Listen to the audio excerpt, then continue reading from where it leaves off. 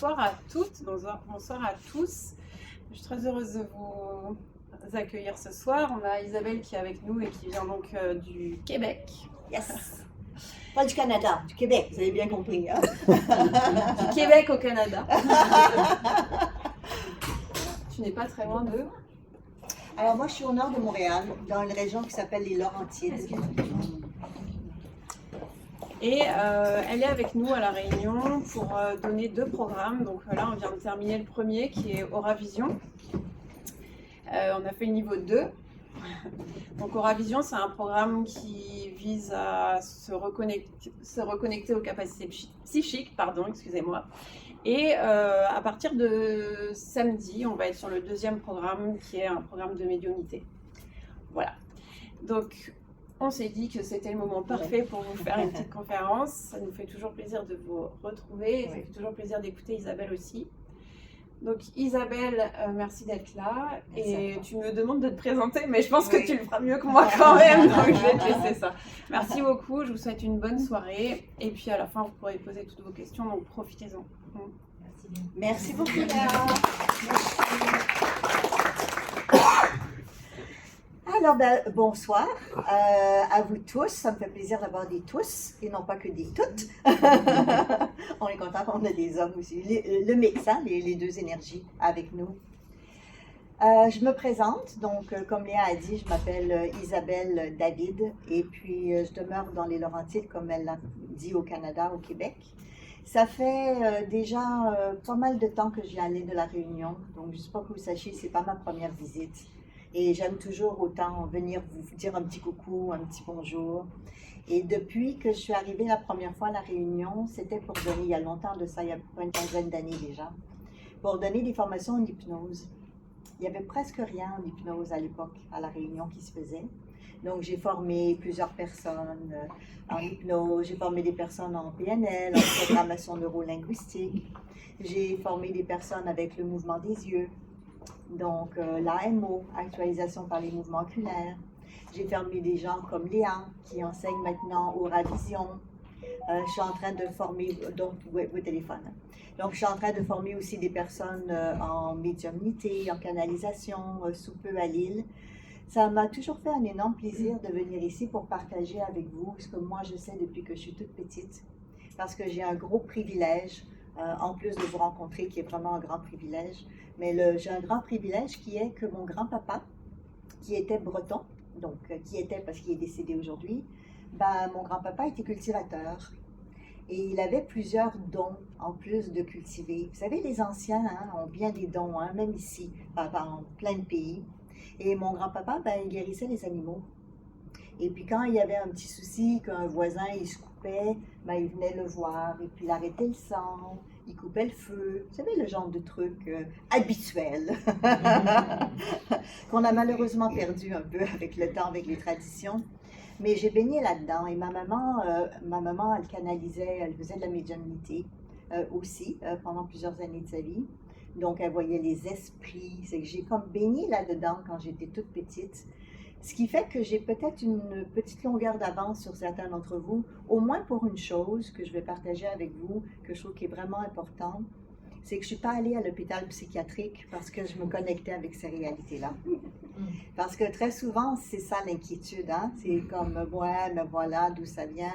Puis comme mes parents étaient très ouverts à ça, j'ai eu un autre bel avantage, qui était qu'on n'a pas pensé automatiquement que je voyais n'importe quoi. Comme on dit souvent aux enfants.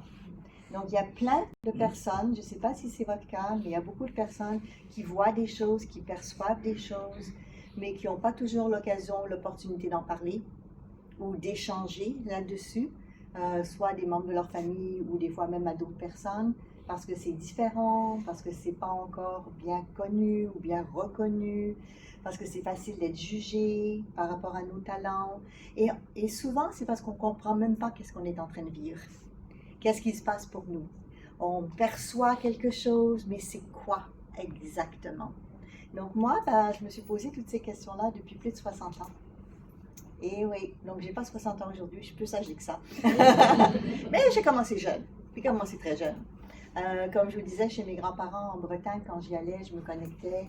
Je parlais aux animaux. J'étais un petit peu le docteur Dolittle de l'époque avec la communication animale que j'enseigne aussi aujourd'hui. Et vers, je dirais, l'adolescence, vers 13 ans, à peu près 14 ans, je lisais les lignes de la main de mes petits copains, mes petites copines. Et la première chose que j'ai fait avec mes économies, bon, à part me payer une bicyclette là, quand j'étais jeune, là, mais je me suis acheté une boule de cristal quand j'étais enfant. Parce que j'avais envie d'apprendre comment on travaille avec le cristal. J'étais très très jeune et j'ai demandé à mes parents comme cadeau de m'offrir des cours de tarot. Donc, vous voyez un petit peu, ça fait longtemps que je baigne là-dedans et que j'ai la chance qu'au Canada, ben, on est pas mal en avance sur certaines choses et en avance en tout cas sur le développement personnel, ça c'est sûr, depuis très longtemps. Sur l'apprentissage aussi, la pédagogie, on est bien en avance sur beaucoup de choses. Mais on a cette ouverture d'esprit au Québec d'où je viens, de parler de ça, peut-être plus ouvertement que dans d'autres pays. Donc, c'est la raison pour laquelle je suis avec vous aujourd'hui. Ben, j'apporte, on va dire, un petit vent de fraîcheur. Bon, je fais une petite farce parce qu'on est dans une période où il fait frais ici. Et j'étais à la plage tout à l'heure, il y avait du vent. C'est pour ça que je vous fais un petit peu cette blague-là. Mais là, c'est cette façon de faire que je vais partager avec vous aujourd'hui. Et j'aimerais, pour les personnes qui le désirent en tout cas, vous faire des exercices. Donc, je vais parler, bien sûr, je vais vous expliquer des choses, évidemment, sur notre sujet qui est la perception du monde invisible. Et vous avez peut-être lu dans les documents que j'avais écrits que ce n'est pas invisible pour tous, invisible pour certains, mais pas nécessairement pour tout le monde. Donc, je vais vous parler de ce sujet-là, mais il n'y a rien de mieux aussi que de le tester ou d'expérimenter pour aller avoir une meilleure idée de comment vous connectez avec votre conscience ou avec votre être intérieur, selon où vous allez chercher l'information. Ensuite, Léa a parlé de aura-vision, donc les auras. L'être humain a tellement de potentiel.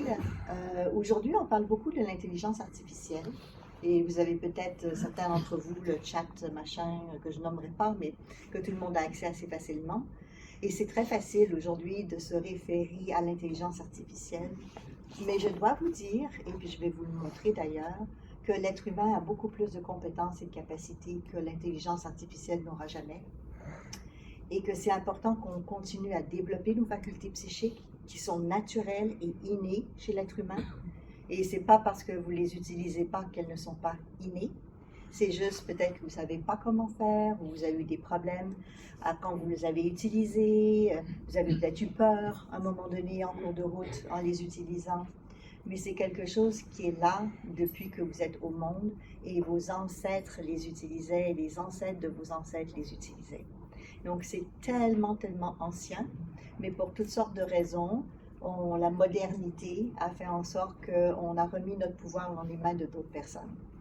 Et là, ce que je vous propose aujourd'hui, c'est de revenir et reprendre votre pouvoir, qui est votre pouvoir d'humain, dans un premier temps, mais surtout d'aller chercher de l'information additionnelle qu'on ne peut pas aller chercher que par le mental, même s'il est magnifique, ce n'est pas cette capacité-là qu'il nous donne, c'est plutôt la réflexion, l'analyse, comme vous le savez, et puis de vous connecter à votre cœur énergétique et pas que physique, qui est relié avec d'autres mondes, aussi avec d'autres réalités, mais de vous connecter aussi avec votre essence, avec votre âme, qui elle est totalement et entièrement vivante ici maintenant aujourd'hui, sinon ben, vous seriez décédé.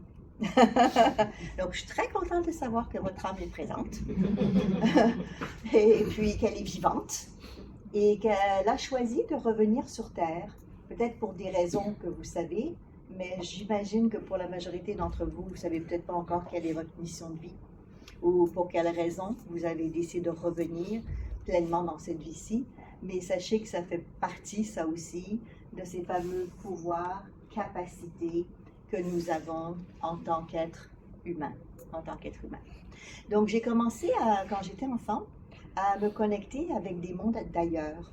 Donc j'ai eu la chance, et je vais vous en parler aujourd'hui, puis on va faire des exercices aussi là-dessus.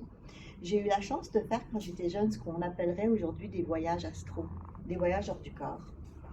Et j'en ai fait très, très, très jeune. Je sortais hors du corps, je voyageais dans d'autres dimensions, dans d'autres réalités. Bon, entre nous, ça va, hein? Je dis ça, puis je vois pas trop de... Peut-être que si j'irais à l'autre place, à l'hôtel, ce serait peut-être pas la même chose, hein? Donc, merci de votre ouverture d'esprit. Si vous avez été intéressé par le titre, c'est que déjà là, vous posiez des questions, mais vous aviez l'ouverture. Et ça va me sauver bien les tracas pour pouvoir revenir plus tard. Et c'est parfait comme ça. Donc, j'ai commencé très, très jeune à avoir ces connexions. Et à un moment donné,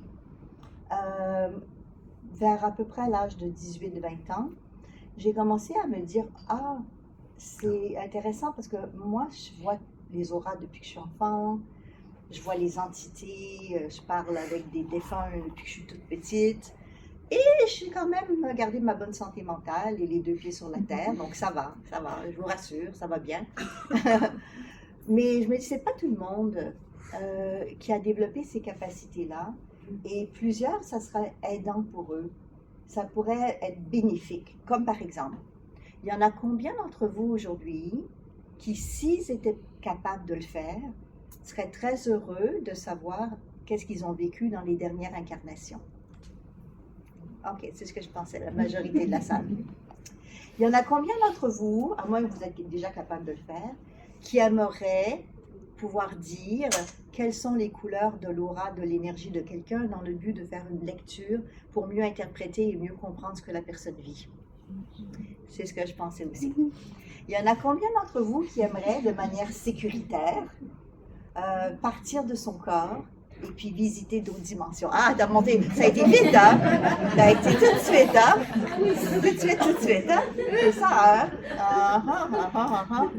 Donc, vous voyez, il y a un attrait, ben, il y a une curiosité, évidemment, pour ce genre de choses, mais il y a un attrait aussi pour ce genre de choses, parce qu'on en a entendu parler, parce que vous avez peut-être connu des gens qui vivaient ça. Après, j'aimerais aussi vous dire que ce que je vais parler avec vous aujourd'hui, c'est pas ésotérique. Et pour moi, c'est naturel. Donc, c'est pas parce que je parle des autres dimensions que les autres dimensions sont vraiment quelque chose d'incroyable. Au contraire, pour moi, c'est tellement une réalité absolue. C'est comme on mange, on dort, etc. Donc, il n'y a pas plus grande différence que ça. Pour moi, parce que c'est mon expérience, évidemment. Ça fait, comme je disais, plus de 60 ans que je fais ça. Mais je sais que pour certains d'entre vous, ce n'est pas le cas. Donc, je vais en parler un petit peu plus. Mais sachez qu'il n'y a rien de spécial à ça. Donc, j'aime bien dire aux gens que ce n'est pas des compétences exceptionnelles, même si souvent c'est perçu de cette manière-là. C'est extraordinaire. Ça, c'est la façon que les scientifiques appellent ça. Donc, si vous faites des petites recherches Internet, donc les compétences extraordinaires de l'être humain, ben, dans le domaine de la recherche scientifique, ils vont parler des facultés psychiques. Mais ce n'est pas ma définition. Pour moi, ce n'est pas extraordinaire, c'est ordinaire. Et je ne diminue pas les compétences que j'ai développées. Mais je vais juste dire que tout le monde peut apprendre. Et que c'est quelque chose qui, à un moment donné, et c'est pour ça que vous êtes là, arrive de manière naturelle dans la vie de quelqu'un. Donc, des fois, ça va vous surprendre. Vous allez dire, ah, qu'est-ce qui s'est passé? Je viens d'avoir une information. Ou vous avez une intuition. Vous savez, c'est comme une perception, une intuition qui arrive. Vous avez tous déjà eu ça, je sais. Ça, c'est sûr. Bon, des fois, vous n'avez pas toujours écouté, mais ça, c'est autre chose. Hein? Mais au moins, vous avez eu l'intuition la plupart du temps. Donc, c'est pas exceptionnel, même si ça donne cette impression-là. Donc, je vais vous inviter à rester humble, à ne pas dire que vous êtes exceptionnel si vous commencez à développer vos facultés, parce que c'est juste une compétence additionnelle. Il y a des gens qui savent très bien faire à manger, d'autres savent très bien chanter, d'autres sont des poètes fantastiques, d'autres savent jouer de la musique, d'autres savent faire de la construction, d'autres travaillent très bien dans l'informatique. On a chacun des talents et on a chacun des compétences. Mais si on apprend, il y en a pour qui ça va être plus facile que d'autres, pour d'autres ça va être un peu plus compliqué, mais ça s'apprend. Et c'est pour ça que je parle de compétences et non pas uniquement de développement de facultés psychiques, même si c'est des facultés psychiques. Mais ça se développe aussi. Après, vous avez peut-être connu des gens qui, des voyants, des médiums ou autres, que vous avez peut-être vous-même été voir ou vous avez entendu parler de d'autres personnes. Et dans leur façon de dire et de faire les choses, c'est pas extraordinaire. Je ne parle pas du talent médiumnique en lui-même ou de leur capacité psychique nécessairement, mais dans le relationnel, dans la conversation ou dans la façon de dire ou de faire les choses. Parce qu'il y a beaucoup de croyances dans ce domaine-là et beaucoup de croyances fausses. Et une des croyances les plus solides que j'aimerais défaire avec vous aujourd'hui, c'est que quelqu'un qui a un talent psychique est surhumain, est meilleur que les autres, est plus évolué, et c'est totalement faux. C'est pas parce que quelqu'un est bon en cuisine que c'est une bonne personne. C'est pas parce que quelqu'un est bon en construction que c'est une bonne personne.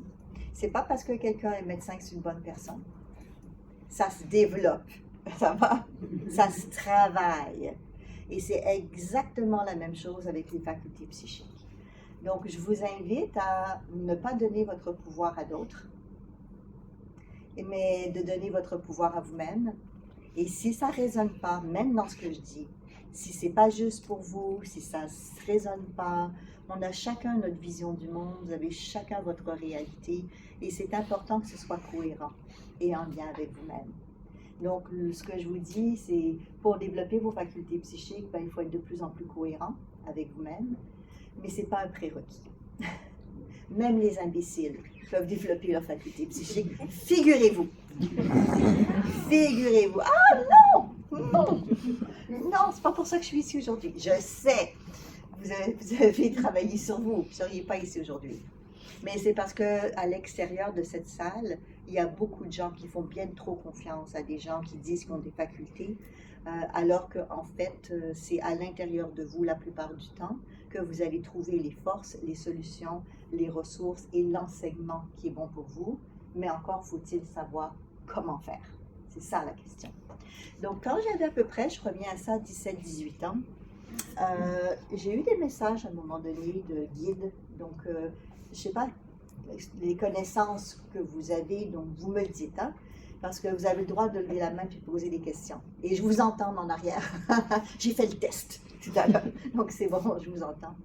Donc, je ne sais pas si vous savez ça, mais que chaque être humain vivant, donc vous et moi, avant de s'incarner, eh bien, on a un guide, un être qui est mandaté, au moins un, des fois souvent plus, qui est mandaté et qui nous accompagne tout le long de notre parcours.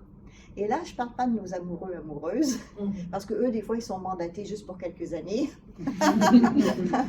Mais je parle d'un guide qui est mandaté pour toute votre vie. Donc, moi, j'ai la chance de me connecter avec mes guides, parce que j'en ai quelques-uns selon le travail que je fais. Et vers l'âge à peu près ça, 18 ans, un de mes guides m'a dit, bon, Isabelle, c'est le temps maintenant pour toi de transmettre. Donc, j'adore enseigner, c'est dans ma passion, je suis dans ma mission. Quand je fais du partage comme avec vous aujourd'hui, ça me rend joyeuse de pouvoir le faire. Mais c'est aussi parce que les êtres de l'autre côté m'ont toujours dit à quel point pour eux c'est important qu'on reste en communication les uns avec les autres. Et que sur Terre, il y a un gros souci, il y en a plein sur la planète, mais pour eux, il y en a plusieurs soucis, mais un grand vis-à-vis de nous, c'est qu'on revient au monde et on oublie tout. Je ne sais pas comment vous vivez ça, là, mais moi, j'aime pas ça du tout. Comment ça se fait qu'on revient sur Terre, et la majorité, pas tout le monde, hein, mais la majorité, on arrive, on ne se souvient pas qui on était, on ne se souvient pas où on était avant, on ne se souvient pas des noms des gens autour, on ne se souvient pas du plan qu'on a décidé de faire, et au fur et à mesure, on galère, parce qu'on ne sait pas quel objectif on doit atteindre, on ne sait pas si on doit aller à droite ou à gauche, on est dans le flou, la brume, alors qu'en fait, on a ces réponses-là. C'est pas vrai qu'on arrive sur Terre et on a tout oublié. On arrive sur Terre et on doit se rappeler. Et pour se rappeler, il faut aussi accueillir, accepter, mais un point encore plus important, assumer ce qui a été vécu avant. Donc, Je vais pas plus loin. Je pense que vous comprenez ce que je veux dire. Si on a tué quelqu'un dans une autre vie, ça peut être dur à vivre, si on s'en souvient. Surtout si la personne qu'on a tuée, c'est notre père. Et qu'aujourd'hui, ça va pas trop encore. Donc, notre âme évolue, notre âme avance, notre âme change. Et des fois, on reste pris et on ramène avec nous sur Terre des choses non résolues. De vie passée, d'ailleurs. Et mon Dieu, que c'est bien de pouvoir le savoir. Pour faire le cheminement sur soi, pour libérer ce qui est à libérer. Ça peut être des transgénérationnels, des vieux trucs familiaux qui n'ont pas été entièrement résolus. Ça peut être par rapport à vous, dans votre vie personnelle. Est-ce que ça vous plairait, vous, je dirais peut-être pas aujourd'hui en sortant d'ici, mais de savoir la personne la plus importante dans votre vie, qu'est-ce que vous aviez fait ensemble dans une autre vie? Ben oui.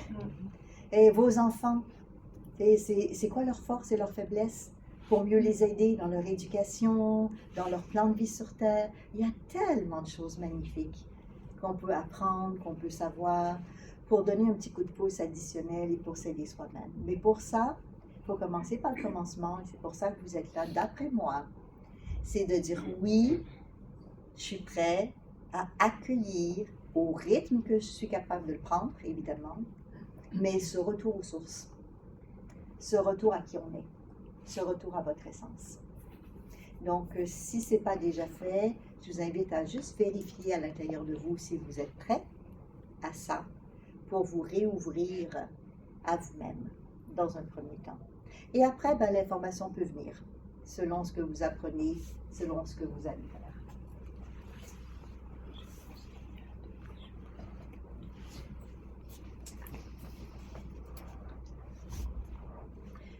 Dans les anciennes sociétés, donc j'ai lu un petit peu sur la Réunion récemment, parce qu'une des choses que je ne savais pas, c'est que la Réunion en tant que telle serait peut-être une ancienne partie de la Lémurie.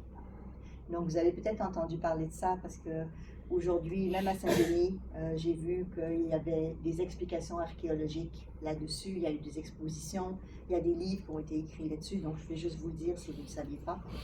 Faites une petite recherche Internet et vous allez le trouver. Dans toutes les traditions ancestrales, et là je remonte à il y a très longtemps, pas juste 100 ans, 200 ans, 1000 ans et plus, et vraiment beaucoup plus loin que ça, on utilisait déjà la télépathie.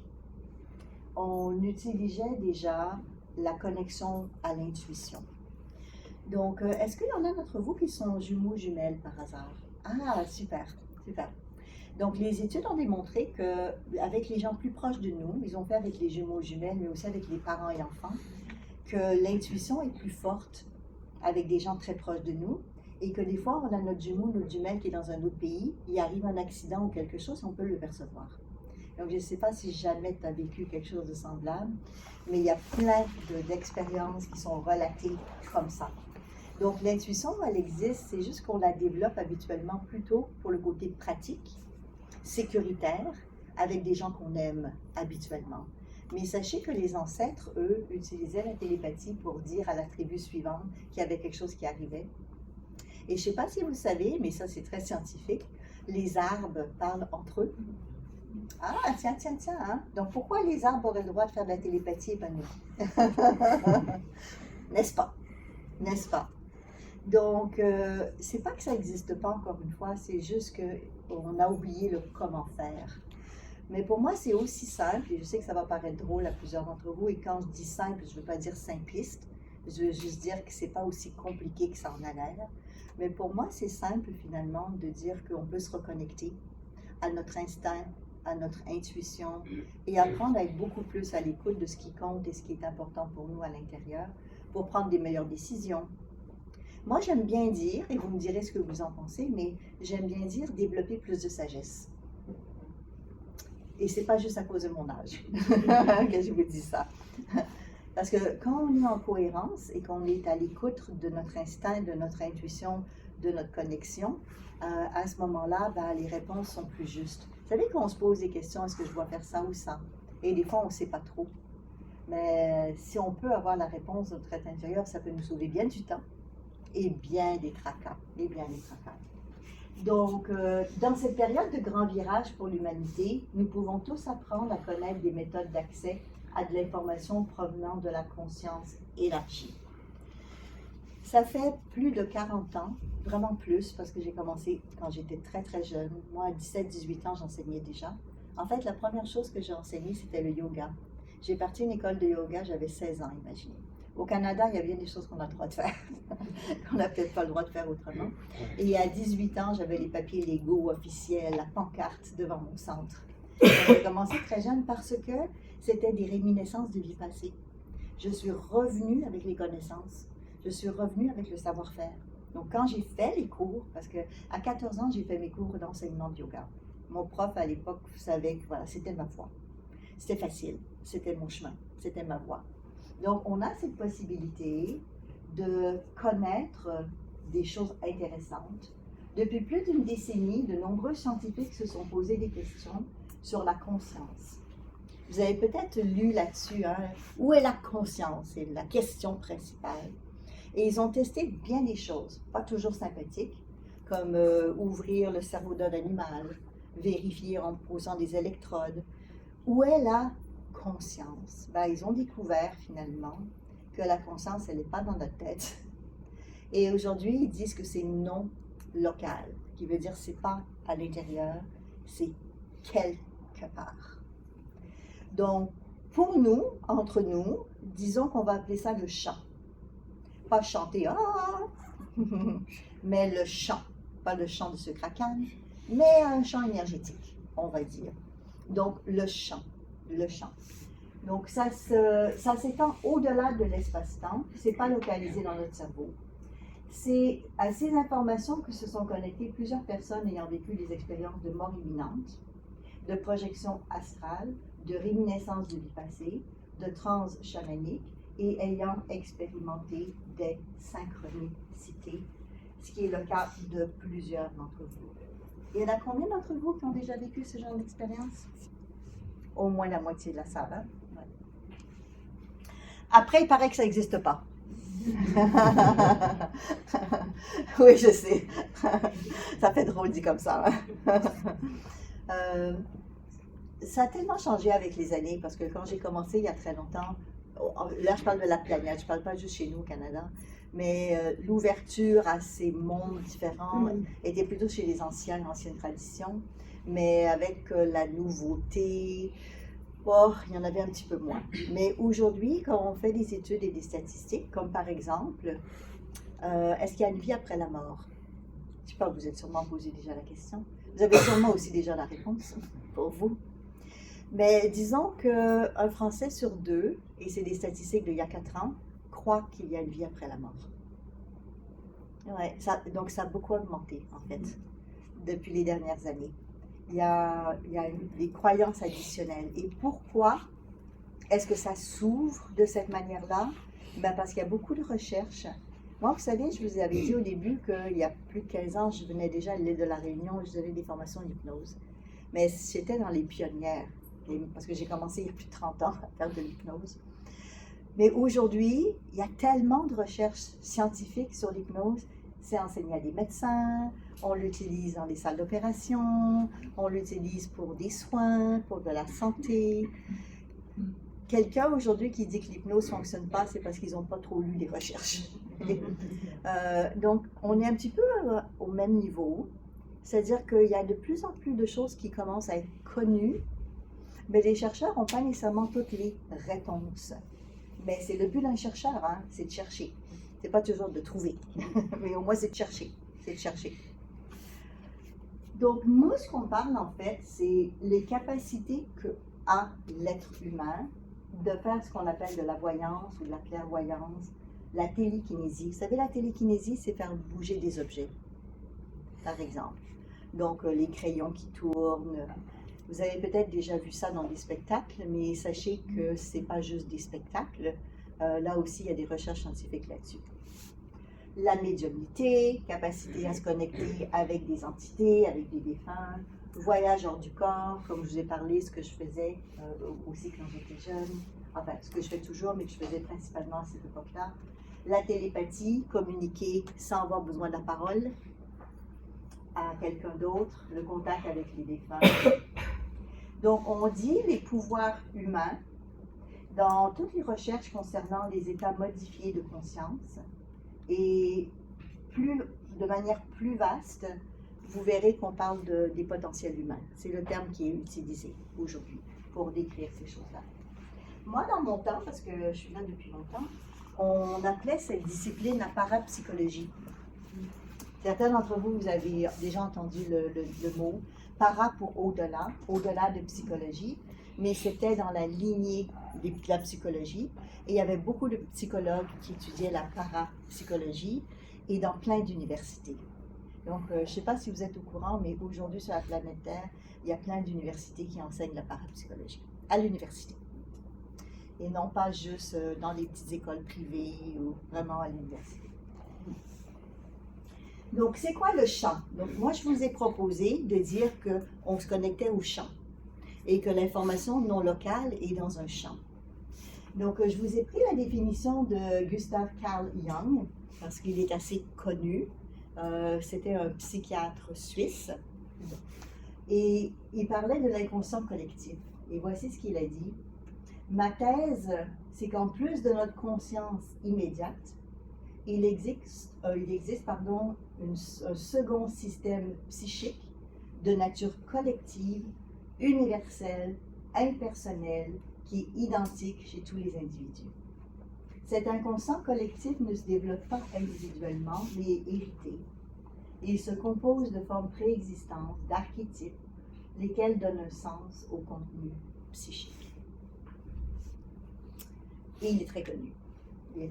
Après, Roger Nelson, qui travaille au Global Consciousness Project, disait que nous sommes en train de démontrer d'abord que notre conscience n'est pas limitée à notre corps, mais semble s'étendre dans un espace beaucoup plus vaste, qu'il semble bien exister une conscience globale dont nous faisons partie. Vous avez peut-être déjà entendu cette expression « nous sommes tous un ». Donc, c'est de ça qu'on parle aussi. C'est de ça. Alors, on va se connecter avec nos différents champs d'énergie. Maintenant, la question, c'est comment est-ce qu'on fait pour se connecter aux différents champs d'énergie? Donc, si je vous dis, comment est-ce que vous branchez un appareil électrique, tout le monde sait, ça prend un fil, on branche dans la prise. Et même si vous ne comprenez pas comment ça fonctionne, parce qu'on n'a pas besoin d'être électricien, ça marche. Et, bon, à moins qu'il y ait un problème, bien sûr, on s'entend. Mais ça fonctionne bien. Donc, il faut faire la même chose. Il faut se brancher. Là, vous allez me dire, comment on se branche? Ah ben, voilà la bonne question. Comment on va se brancher? Donc, on va utiliser pour se brancher plusieurs choses, comme la prise, si vous préférez. Et la première chose qui va nous permettre de nous brancher, c'est ce qu'on appelle notre glande pinéale. Donc, qu'est-ce que la fameuse glande pinéale? C'est le classique troisième œil. Dans le temps, on appelait ça le troisième œil, donc ici. En fait, elle est au centre de la tête, la glande pinéale. Et pourquoi est-ce que la glande pinéale, c'est comme une prise où on va se brancher à l'énergie? Parce qu'à l'intérieur de la glande pinéale, il y a comme une petite grotte faite de cristaux. Et ces cristaux-là, c'est des cristaux de pierre bleue. C'est vraiment magnifique. Je vous invite à aller regarder, trouver un petit peu. Je vais vous montrer une photo de ça dans un instant. Et ces cristaux-là font une caisse de résonance et se connectent avec l'énergie d'ailleurs, de l'extérieur, de notre champ énergétique uniquement physique. Donc, c'est pour ça que quand on dit, quand je veux développer ma clairvoyance, par exemple, ma capacité de prévolition, je vais développer mon troisième œil, je vais ouvrir mon troisième œil. C'est pour ça que les anciens Égyptiens parlaient, d'ailleurs, vous le voyez là, c'est l'œil d'Horus. Je ne sais pas si vous avez entendu ça, l'œil d'Horus. C'était le troisième œil. C'est ça qu'il voulait dire, en fait. Après, au Vatican,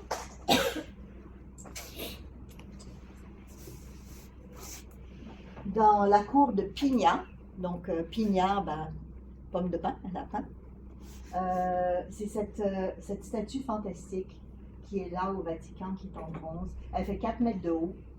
Elle est au Palais Belvédère. Et cette pigne, si vous voyez, il y a de chaque côté, je vous le dis parce que des fois on ne le voit pas, mais c'est des pans qu'il y a de chaque côté. Et dans le bouddhisme, c'est l'ascension vers l'éveil, le symbole des pans, l'ascension vers l'éveil.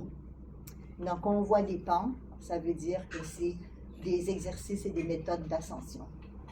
Et la pigne, je vais juste faire un petit retour en arrière.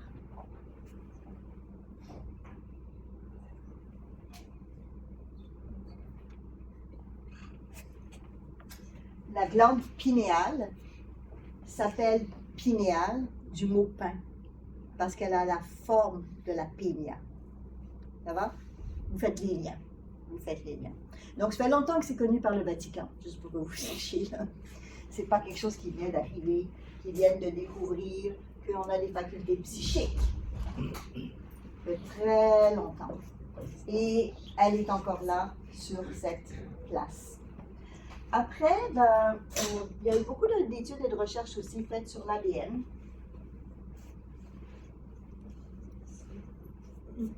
Et je ne sais pas si vous le savez, mais les chercheurs ont réussi à rentrer de l'information dans l'ADN, l'information de, je pense, 300 000 pages. Ils ont fait beaucoup de recherches, ils ont commencé par petit, maintenant c'est énorme ce qu'ils mettent comme information. Mais ils se sont posé la question suivante. Et si l'ADN était un transmetteur d'informations, mais et si on pouvait aussi lui redonner de l'information qu'il pourrait éventuellement garder en mémoire? C'était ça la théorie de base. Donc, ils ont commencé par prendre des dictionnaires et les ont transformés pour que ça passe, et je ne suis pas scientifique, mais vous pourrez lire là-dessus, pour que ça passe dans l'encodage de l'ADN. Et en bout de ligne, après, ils pouvaient aussi reprendre l'information qui était dans l'ADN et retrouver l'information comme avec un ordinateur. On rentre une donnée, on ressort une donnée. Donc, c'est de là qu'ils ont commencé, ça fait déjà pas mal d'années de ça. Quand je dis pas mal d'années, pour moi, c'est toujours plus de 20 ans. Okay? Donc, je dis que ça fait pas mal d'années parce que la majorité des gens ne sont pas au courant. Donc, il y a beaucoup d'informations qui ne circulent pas très bien, même si les recherches ont déjà été faites. Aujourd'hui, ils ne sont même plus à passer un livre, là. Ils sont en train de passer des encyclopédies complètes à travers l'ADN, parce que l'ADN est plus porteur d'informations que n'importe quel disque dur ou élément électronique qu'on pourrait avoir. Donc, imaginez toute l'information non connue, parce qu'on appelle ça le junk DNA, c'est-à-dire l'ADN poubelle. Ils l'appellent poubelle parce qu'ils ne savent pas à quoi ça sert. Mais ce n'est pas vraiment poubelle, c'est juste qu'ils n'ont pas encore trouvé. Mais imaginez toute l'information qu'on peut avoir à l'intérieur de nous sans le savoir.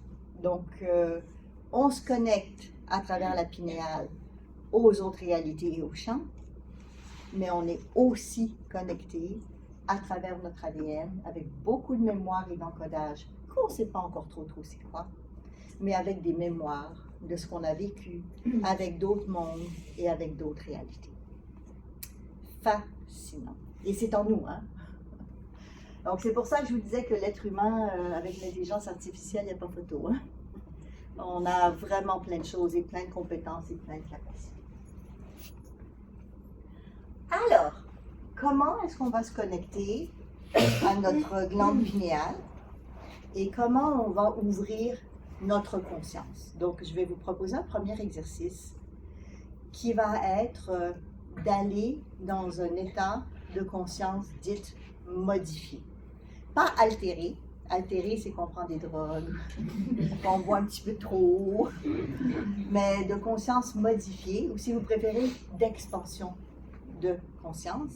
Et quand on est dans ces états d'expansion de conscience, ou l'état de transe qui emmène l'expansion de conscience, il y a des zones du cerveau qui sont plus utilisées que d'autres. Comme par exemple, lorsque on est dans une méditation profonde, très souvent, c'est des ondes θ. Donc, les chercheurs passent des tests et on vérifie les différentes ondes. Comme par exemple, quand la personne est dans une visualisation ou dans un rêve éveillé, elle serait dans ce qu'on appelle des ondes alpha. Donc nous, on va activer ces ondes pour élargir notre conscience. Donc première étape, percevoir comment ça se passe pour vous quand vous vous ouvrez à vous connecter avec d'autres mondes et d'autres réalités.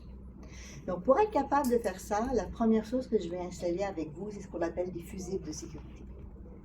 Donc, pourquoi des fusibles de sécurité? Parce que quand on se connecte avec d'autres mondes, il y a beaucoup de peurs et d'inquiétudes qui peuvent se manifester. Comme par exemple, et tout d'un coup que je suis visitée par une énergie négative. Vous avez sûrement déjà entendu ça. Jamais je croirais que vous avez jamais entendu ça. Ou bien, et où est-ce que je vais me ramasser? Où est-ce que je vais aller? Donc, nous, on va le faire en toute sécurité. Et pour ça, je vais placer un cadre de fonctionnement pour nous ensemble aujourd'hui. La première chose, c'est si vous souffrez de problématiques de santé mentale, vous n'êtes pas obligé de lever la main. Vous vous reconnaissez. Même si vous êtes médicamenté, on va bloquer l'exercice pour vous. Ça va? Donc, l'idée, c'est qu'on ne fera pas de dissociation ou d'exercice d'ouverture de bon sens élargi si déjà vous avez des tendances à vous dissocier facilement. On ne veut pas de crise, ça va?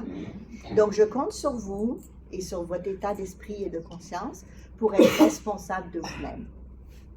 Il n'y a pas de risque parce que j'enseigne l'hypnose encore une fois depuis plus de 40 ans et ce que je vous propose, c'est des techniques d'hypnose, tout simplement. Donc, c'est facile, c'est simple, pas de souci. Mais l'impact peut être grand, et surtout pour les personnes qui ont des fragilités. Donc, si vous savez que c'est le cas pour vous, vous écouterez, mais sachez que je demande à votre être intérieur et à votre inconscient, qui m'entend très bien en ce moment, de ne pas du tout vous faire vivre l'expérience. Okay? Les autres, vous pouvez, si vous le voulez. Vous n'avez pas l'obligation, bien sûr. Ça va être votre expérience à vous. OK. Alors, je vous invite à vous asseoir confortablement.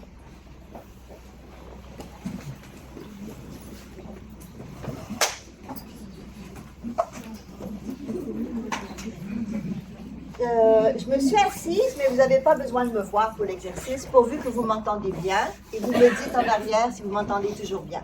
Ça va? OK, parfait. Donc, je vous invite dans un premier temps à juste prendre le temps de respirer. De respirer à un rythme qui vous convient bien.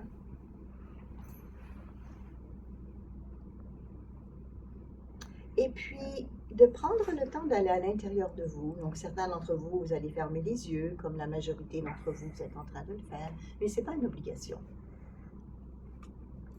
Et de juste prendre le temps de poser une intention. L'intention peut être une clarification par rapport à une situation dans votre vie. Ça peut être une intention d'avoir une solution ou une réflexion par rapport à quelque chose que vous voulez. Ça peut être une réponse par rapport à une question que vous avez. En fait, on lance l'intention de recevoir une information pertinente qui vient de cette conscience élargie, qui va venir un peu comme une forme d'intuition, si vous préférez. Et si vous n'avez aucune question, rien à demander, on va juste laisser venir ce que votre être intérieur a envie de partager avec vous aujourd'hui. Ça va? Donc, on ouvre à recevoir ce qui est bon pour vous et uniquement ce qui est bon et valable pour vous. Donc, si jamais il y a quoi que ce soit qui ne vous convient pas, sachez que vous pouvez le tasser, le mettre de côté et vous le reprendrez à la porte tout à l'heure en sortant de cette salle. Mais que pour l'instant, vous êtes là pour vivre quelque chose pour vous faire du bien. Pour vous. On respire. Et pendant que votre conscient m'entend, et que votre conscient il fait le choix d'être vigilant, d'être là, de veiller à vous et à votre corps physique. Votre être intérieur, lui, peut commencer à se manifester d'une manière saine et équilibrée. Et peut-être que vous repérerez certains signes ou certains indices qui vous disent que votre inconscient est présent, comme par exemple un bâillement, une déglutition. Il y en a qui ont commencé. Un relâchement musculaire. Peut-être aussi, vous percevez que vos yeux, la paupière bouge. On appelle ça le mouvement rapide des yeux. Voilà, c'est ça. Tous ces signes qui deviennent de plus en plus conscients maintenant pour vous, que vous êtes en contact avec votre être intérieur. Et comme vous êtes en contact avec votre être intérieur, je vous invite à le laisser s'exprimer et partager avec vous une information importante qu'il a et qu'il aimerait que vous preniez peut-être plus conscience ici, maintenant, aujourd'hui. Ça peut être en lien avec l'intention, la demande que vous avez faite, ou encore autre chose, s'il y a quoi que ce soit qui est vraiment urgent ou important pour vous, pour aujourd'hui. Et dans cet espace dans lequel vous êtes en ce moment, vous sentez peut-être votre cœur qui s'ouvre dans cette pulsion d'amour pour vous-même, de reconnaissance et d'appréciation pour la personne, l'être qui est là aujourd'hui en train d'apprendre, en train de s'ouvrir, en train d'expérimenter. Et d'accueillir dans les prochaines secondes, ou les prochaines minutes, ou les prochaines heures, une information particulière qui va être aidante pour vous.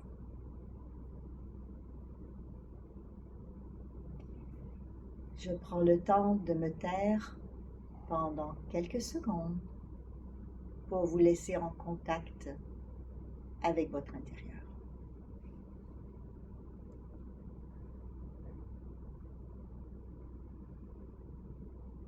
Est-ce que je dois faire ça maintenant? Est-ce que je dois aller là-bas? Est-ce que je dois dire ça à cette personne? Vous savez, toutes les questions importantes de notre vie. Est-ce que je dois déménager?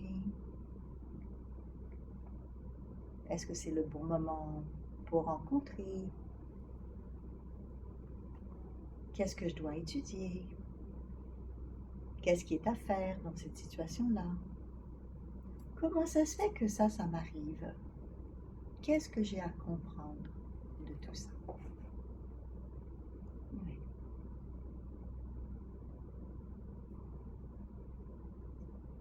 Et c'est bien de savoir que sans avoir besoin de l'aide de qui que ce soit, en prenant le temps de vous poser,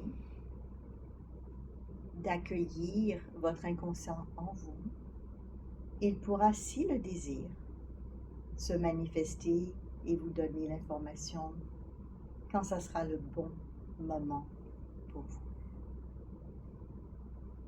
Parfait. Certains d'entre vous, vous avez eu des réponses, d'autres pas encore, à venir. Je vous invite à revenir avec nous dans cette salle, à reprendre conscience, donc à bouger un peu, prendre le temps peut-être de bâiller, de vous étirer.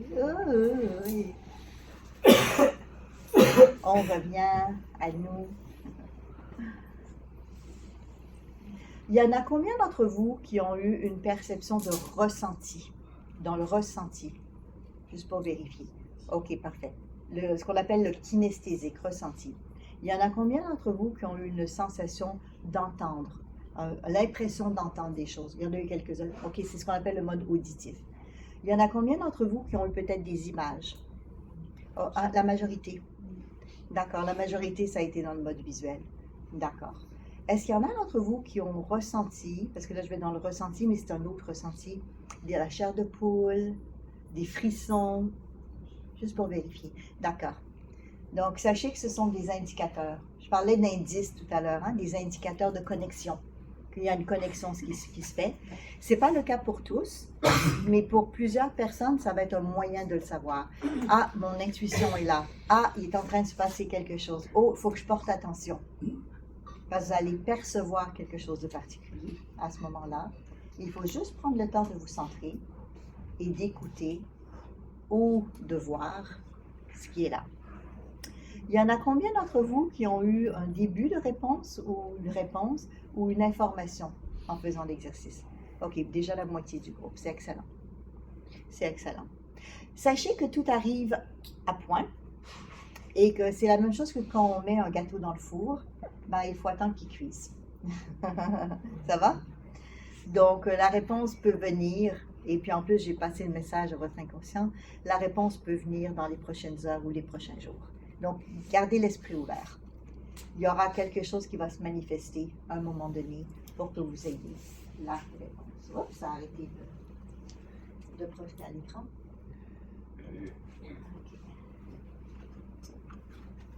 OK, Jeff, je dois appuyer sur quoi pour qu'il reparte. Donc là, on vient de faire une conscience élargie. Maintenant qu'on est dans cet état de conscience élargie, est-ce que vous vous rendez compte que vous n'êtes pas pareil que tout à l'heure? C'est une drôle de question, là, mais est-ce que vous ressentez qu'il y a un petit quelque chose? Est-ce que vous sentez que vous êtes un peu différent de tout à l'heure? Ou pas encore? C'est une drôle de question parce que très souvent, quand on n'a pas fait ce genre d'exercice-là, on ne se rend pas compte de la différence.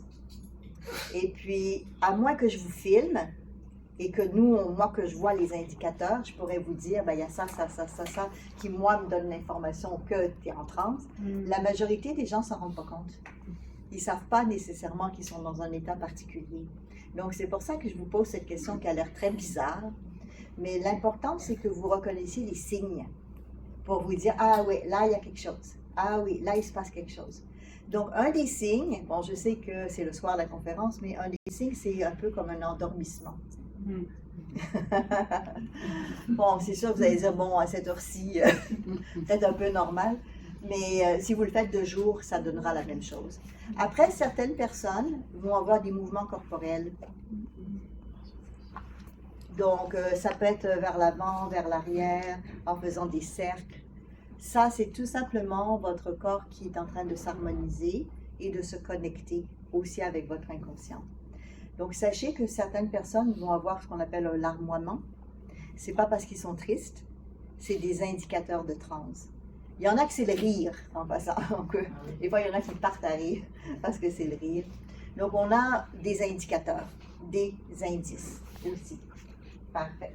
Donc, ça va revenir bientôt à l'écran. Sachez que c'est une partie remise. On se croise les doigts.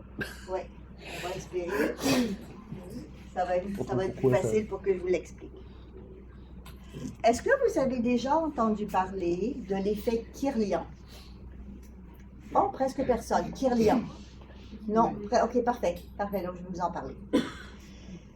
La thématique de ce soir, c'est le potentiel humain et nos capacités que l'on a et que vous avez. C'est pas que vous ne l'avez pas, mais encore une fois, peut-être que vous ne l'avez pas développé.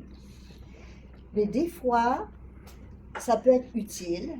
On parle d'intelligence artificielle, mais des fois, ça peut être utile d'utiliser des outils, comme des machines, par exemple, qui ont une sensibilité que nous, on a moins. Ce que je veux dire par là, c'est que vous savez que certains animaux, comme des chiens, par exemple, entendent des sons que vous et moi, on n'entend pas. Vous savez aussi que certains insectes voient des couleurs que nous, on ne voit pas. Donc, vous avez eu plein de reportages là-dessus. Donc, figurez-vous qu'on est capable, en tant qu'être humain, de percevoir et de voir des choses, mais des fois, ça va être une perception de voir. C'est pas comme si je vous regarde physiquement. C'est avec une vision intérieure. Un petit peu comme tout à l'heure, vous avez perçu des choses, mais c'est pas clair et précis comme on a une couleur devant nous, par exemple. Donc, les Kirlians, c'est des Russes, donc c'est un couple de Russes. ont développé une machine qui n'est pas la seule aujourd'hui, ça date d'il y a des années, donc ça a évolué beaucoup avec le temps. Mais leur machine, c'est une machine qui va mesurer l'électricité magnétique et électrique de tout ce qui est vivant. Donc, par exemple, un des classiques, vous le voyez à l'écran en ce moment, c'est merveilleux, vous allez le voir agrandi dans un instant. C'est une feuille et la feuille, elle a été prise, donc coupée de son arbre. Ils l'ont mis sur une plaquette de verre dans la machine qui s'appelle Kirlian et qui va mesurer son taux d'énergie électromagnétique. Mais ce que vous savez peut-être pas, c'est que nous, en tant qu'êtres humains, les différentes couches d'énergie qu'on a autour de nous, ce sont des énergies électromagnétiques. Donc, ça veut dire quoi? Ça veut dire que ce qu'on appelait l'aura à l'époque, comme Aura Vision, que vous avez entendu, qui est une des formations que j'anime et que Léa anime aussi. En fait, aujourd'hui, les chercheurs appellent plus ça aura. C'est nous, dans les anciennes traditions, qu'on appelait ça comme ça. Ils appellent ça des champs électromagnétiques de l'être humain. Donc, on a plusieurs champs électromagnétiques. Vous ne les voyez peut-être pas à l'œil nu aujourd'hui, mais ça se développe. Ça se travaille et je vais vous proposer un petit exercice dans un instant pour aller le chercher. Mais sachez que la machine qui a été développée par les Kirlian, qui a été repris par d'autres personnes après, comme par exemple par Victor Adamenko plus tard, ont démontré, et ça c'est assez fascinant, que même si on coupe un morceau de feuille, l'énergie de la feuille est encore là. Comme le principe, vous savez, des membres fantômes. Après, on se dit, comment ça se fait que les gens ressentent encore quelque chose, mais c'est pas là? Ben oui, mais c'est parce que dans l'énergie, c'est encore là. Et ça reste là pendant un certain temps aussi. Donc, électromagnétique. Là, je vais vous montrer d'autres photos Kirlian, mais faites avec un autre appareil.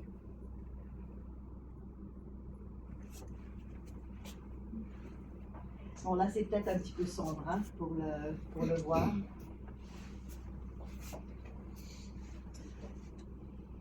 Vous voyez les formes? Donc, normalement, c'est des doigts qu'on prend pour faire les tests avec l'être humain. Très souvent, ils prenaient des mains, par exemple. Donc, on voit l'aura de la personne autour des mains. En fait, c'est l'énergie électromagnétique que vous dégagez, mais qui a une couleur en particulier. Et quand on lit les auras, ben, on va parler des différentes couleurs de l'aura, et chaque couleur a une signification. La largeur, la couleur, ça a une signification. Donc, vous voyez, c'est fascinant. Là, ici, c'est un champignon. Donc, ce n'est pas un doigt, c'est un vrai champignon. Parce que, en fait, tout ce qui est vivant a une énergie électromagnétique que certaines personnes peuvent voir avec l'œil nu, mais que la majorité d'entre nous, on ne voit pas avec l'œil nu, mais qu'on peut voir avec des machines. Je vais montrer la suivante.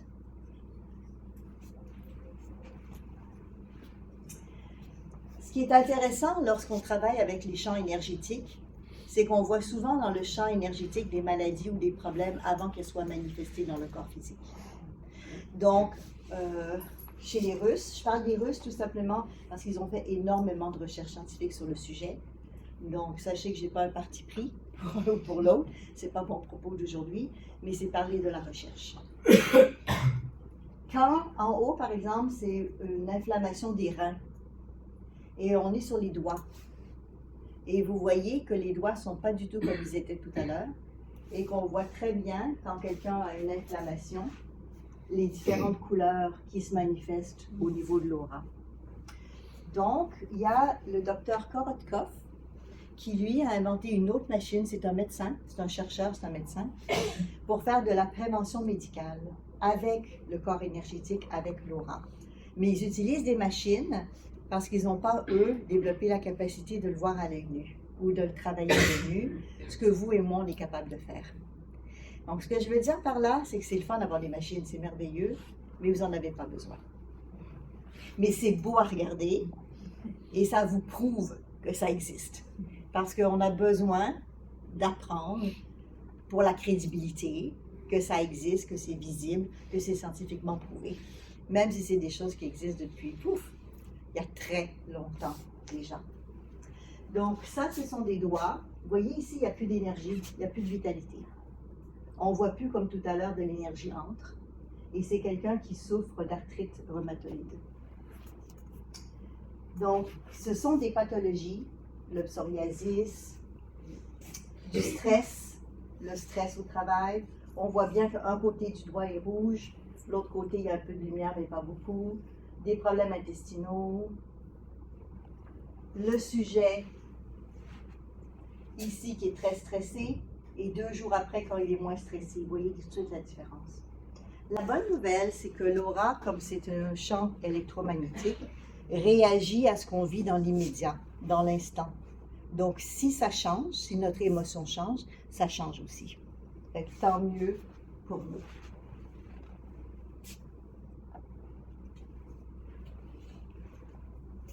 C'est beau? C'est joli? Donc, il y a eu des tests aussi faits lors de canalisation. C'est-à-dire qu'ils ont testé quand quelqu'un canalisait, qu'est-ce qui se passe dans son énergie, et quand la personne n'est pas en canalisation ou en médiumnité, il se passe quoi? Et là, vous voyez, on voit 2 énergies. Et les chercheurs interprètent ça en disant qu'il y a l'énergie du sujet, mais il y a l'énergie du guide spirituel ou de la présence qui est là aussi. Parce qu'on le voit sur l'effet client. On le voit. Vous le voyez là-dessus. Fascinant. Et celle-ci, je vais vous l'expliquer parce que je la trouve vraiment intéressante. Et de loin comme ça, peut-être que vous ne voyez pas nécessairement. Sur la photo de droite, c'est Jean-Yves, qui est en Nouvelle-Calédonie. Et vous voyez, ce qui est autour, ça a été fait par une machine Kirlian. Donc on voit qu'il y a comme du jaune et du vert un peu, hein, un petit peu de violet. L'autre photo, c'est Jean-Yves 3 minutes plus tard. Et vous allez dire, mais comment ça se fait que c'est aussi différent que ça? Ben, c'est parce que il y a son chien qui est avec lui. Son chien s'est assis sur lui. Ouais. On le voit un peu. Ça veut dire quoi? Ça veut dire que tout ce qui est vivant a un impact dans notre énergie. Quand on vit en couple, on est impacté par l'énergie du voisin, de la voisine, des enfants, en fait, de tout le monde, finalement. Et là, ben, l'énergie de son chien, on voit bien, ben, elle lui emmène quelque chose de spécial, qui est bon pour lui, parce qu'il aimait son chien, il s'entendait bien aussi. Donc, je vous propose tout de suite un autre exercice, qui va être pour vous connecter à votre énergie à vous, à votre aura à vous. Ça va? Pas celle de quelqu'un d'autre. On va commencer par la nôtre. OK. Donc, je vais vous proposer de faire un exercice que vous allez pouvoir refaire chez vous, parce qu'on n'est pas dans les meilleures conditions pour le faire ici, à cause que normalement, on le fait sur des murs blancs, pour que ce soit plus facile à regarder. Et là, tout le monde n'aura pas un mur, puis c'est peut-être un peu sombre. Mais c'est pas grave. Il y a une partie d'entre vous que vous allez être capable de le faire pareil. Donc, je vous explique. Posez une de vos mains devant vous pour que vous puissiez regarder avec vos yeux. Moi, je le pose un peu plus haut. Et vous allez défocaliser votre regard. Ça veut dire comme plisser un tout petit peu les yeux. Et ce que vous allez voir éventuellement, c'est comme un double, comme une petite couche s'installer autour de votre bras et de votre main. Donc, ce qu'on cherche, c'est comme un doublon. Et le doublon, il est soit plus pâle ou plus foncé. Il n'est pas très épais, il n'est pas très large, mais il est juste au-dessus de votre bras. Il y en a combien qui perçoivent quelque chose, juste pour vérifier? Au moins la moitié. Oui. Ben, figurez-vous que ce que vous venez de voir, c'est votre aura. Wouh! Non, je sais pas. J'ai pas de couleur. Non, il n'y a pas de couleur dans cette couche-là. Ouais. Ouais. C'est une petite couche, mais ça Ouais. reste blanc. Ouais, alors, cette couche-là, qui se voit avec l'œil nu, c'est ce qu'on appelle la couche éthérique. C'est la première couche au-dessus du corps physique. La couche colorée, c'est la couche d'après, qui est ce qu'on appelle la couche énergétique, astrale ou celle qui a les émotions, si vous préférez. Mais celle qui est visible physiquement par beaucoup de gens, qu'on sait c'est quoi, parce qu'on ne le sait pas, on ne peut pas savoir, c'est votre couche de vitalité. J'aime bien rire avec ça, mais je dis c'est la couche de votre compte en banque. Parce que c'est l'énergie que vous avez pour votre vie qui est là. Donc, selon la hauteur, l'épaisseur, ça parle si vous êtes fatigué ou l'énergie que vous avez. Et cette couche-là, elle n'a pas beaucoup de couleurs. Elle est translucide, transparente, blanchâtre, jaunâtre, bleu pâle, vert pâle.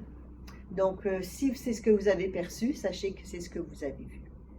Il y en a combien d'entre vous qui, avant de venir aujourd'hui, je sais qu'il y en a quelques-uns, mais combien d'entre vous, avant de venir ici aujourd'hui, qui avaient déjà vu leur aura? OK, super. Moins que les personnes qui l'ont contacté. Okay. Êtes-vous content? Ben oui, ben oui. Bon, après, tout se développe, hein? On développe nos capacités de faire. Mais vous voyez que ce n'est pas trop compliqué. Il faut juste savoir comment faire. Là, aujourd'hui, la conférence se donne en soirée. C'est qu'on ne pourra pas le faire. Mais je vous invite dans les prochains jours à vous installer devant la magnifique nature d'ici. Peut-être devant un arbre, devant la montagne. Et de regarder, moi j'aime beaucoup avec les montagnes. Chez nous au Canada, on a des belles montagnes aussi. Et de regarder les cimes. Et là, vous allez commencer à voir la couche éthérique de la montagne. C'est tellement beau. Et des fois, ça va être moins épais d'un côté que de l'autre. Et ça va vous parler du besoin des arbres. Il y en a qui sont sains, d'autres moins sains, d'autres malades, d'autres en besoin. Et c'est vivant. Et c'est vivant. Même chose pour vos animaux.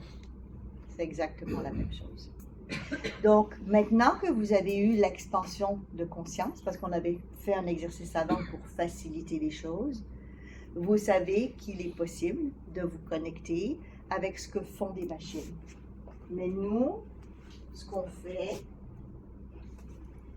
c'est se connecter avec les différentes couches. Donc, vous voyez, c'est cette couche-là que vous avez connectée en ce moment, la couche éthérique. Mais il y en a d'autres. Mais c'est la première, qui est plus max. Et vous avez été capable de faire ça avec votre œil. C'est pour ça que c'est vraiment fantastique d'avoir été capable de le faire avec votre œil. Une fois que vous êtes habitué de développer ça, on peut faire ce que nous on appelle des orographes. Donc ça veut dire dessiner ce qu'on perçoit, pas avec une machine. Et on n'a pas besoin d'avoir un talent artistique.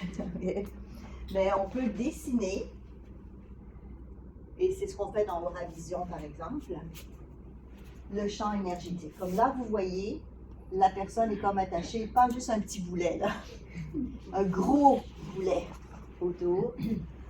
Et ici, il y a comme un cadenas. Ici, il y a des blocages énergétiques. On voit des chaînes, donc mauvaise circulation sanguine qui se fait dans le corps. Les machines d'aujourd'hui, même les plus sophistiquées pour lire les auras, ne sont pas capables de faire ça. Elles ne sont pas capables de lire les vies passées. Elles ne sont pas capables de lire les symboles dans l'énergie, mais l'être humain est capable de le faire. Donc c'est pour ça que je vous disais que vous avez beaucoup plus de potentiel et beaucoup plus de possibilités en tant qu'humain de pouvoir développer vos capacités. Voici un autre exemple.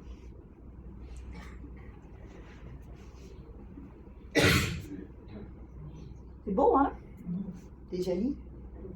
En plus, c'est beau. Donc, ici, on voit un serpent qui est là. Ici, on voit un animal qui est là. Donc, dans l'énergie, lorsqu'on se connecte et qu'on fait vos lectures, et là, on n'est pas dans l'éthérique, on est dans les autres couches, les causes, les causales, l'énergétique causale, etc. Il y a beaucoup d'informations que nous, on ne fera pas aujourd'hui parce que là, vous auriez besoin d'être plus habitués. Mais je veux juste vous dire que vous commencez et que déjà, vous avez commencé à vous connecter.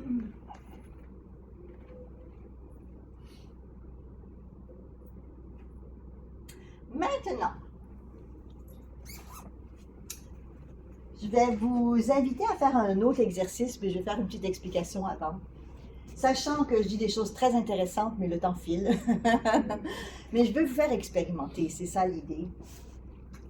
Je vous ai parlé que très jeune, j'ai fait du voyage hors du corps, ce qu'on appelle un voyage astral. Donc, plusieurs d'entre vous, vous en avez fait consciemment, mais plusieurs, vous en avez fait sans vous en rendre compte. Donc, ça arrive comme par exemple, vous vous réveillez et vous faites un sursaut parce que vous avez l'impression que vous tombez dans votre lit. C'est un voyage hors du corps. OK? Des fois, vous revenez, vous vous réveillez, puis vous avez l'impression d'être toute de travers. C'est un voyage hors du corps où vous n'avez pas pris la bonne porte. Vous êtes rentré par la fenêtre. Donc, il faut vous réajuster au niveau énergétique. Je reviens sur ce que je vous ai dit au début. Tout ça est naturel et vous le faites déjà. C'est juste que vous ne savez pas quand vous le faites. Et vous ne comprenez pas nécessairement comment vous le faites. Mais on va faire un exercice là-dessus dans un instant. Donc, expérience exceptionnelle, je vous en ai parlé. Hein? La population dit avoir vécu au moins une fois une expérience de voyage hors du corps. 30 à 50% de la population disent avoir vécu au moins une fois cette expérience-là, des recherches scientifiques. Est-ce que quelqu'un dans la salle a déjà vécu une EIMI? Expérience de mort imminente. Non, personne. Ok, d'accord. Sachez que c'est assez fréquent en fait. Je vous invite pas à en vivre nécessairement. En tout cas, pas d'avoir un problème de santé pour le vivre, dans ce sens-là. Mais faire le voyage hors du corps librement, facilement, oui. Oui. Mais dans les expériences de mort imminente, et puis il y a beaucoup d'études maintenant là-dessus, dans tous les pays d'ailleurs, ils vont souvent dire qu'ils voient un tunnel, qu'ils passent à travers les murs ou les plafonds.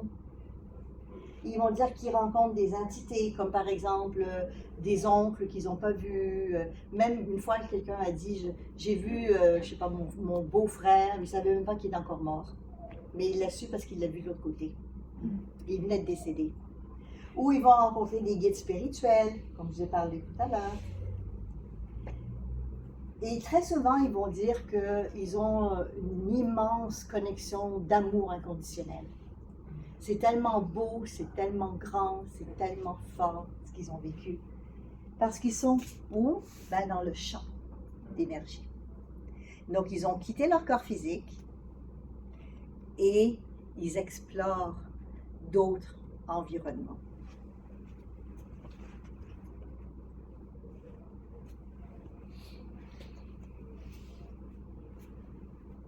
Tout à l'heure, je vous avais parlé du projet Gateway.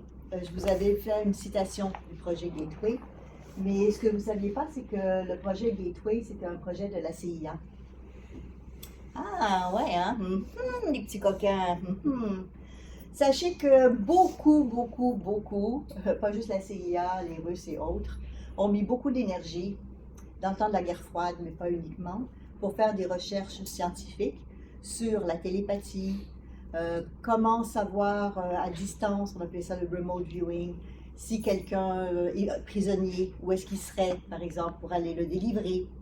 Ce que je vous dis là, ce n'est pas de la science-fiction, même si ça donne cette impression-là. C'est testé, vérifié, et après tant d'années, ça devient du domaine public. Donc, c'est toutes des choses qu'on ne savait pas, qu'ils ne disaient pas, parce que c'était des secrets militaires. Mais aujourd'hui, on peut lire là-dessus, il y a des livres là-dessus, il y a des documents officiels des gouvernements là-dessus. Donc, il s'est passé quoi finalement? Ben, ils ont fait des expériences sur le dédoublement du corps. Et c'est une des expériences que je vais vous proposer de vivre aujourd'hui.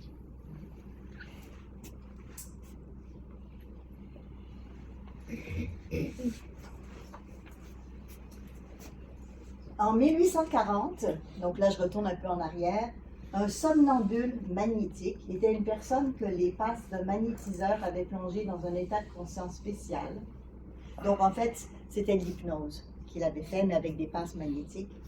Et la personne, dans cet état-là, a été capable de lire dans un livre fermé. Donc, il y a plein d'études là-dessus. Léa, tu parlais de cette semaine d'écoles maintenant qui existent, on a peut-être entendu parler, où on enseigne aux enfants en mettant des bandeaux sur les yeux, de savoir les couleurs. Et ça existe là, c'est réel, c'est des choses d'aujourd'hui là. Exactement, exactement. Donc ils font confiance à leur capacité psychique, je dirais, et c'est enseigné pour des jeunes enfants. Donc cette étude-là, donc ça remonte dans les 1800, c'est pas nouveau, mais c'est juste pour dire que on peut voir au travers des choses. On peut lire dans une boîte fermée, savoir quel est l'objet à l'intérieur. Ça demande juste de la pratique et il faut juste savoir comment faire. Donc, ce que j'ai fait, c'est que j'ai placé, avec mon ordinateur, j'ai placé tout à l'heure des objets autour, qui ne sont pas ceux qui sont là en ce moment, et que vous ne voyez peut-être pas d'où vous êtes de toute façon.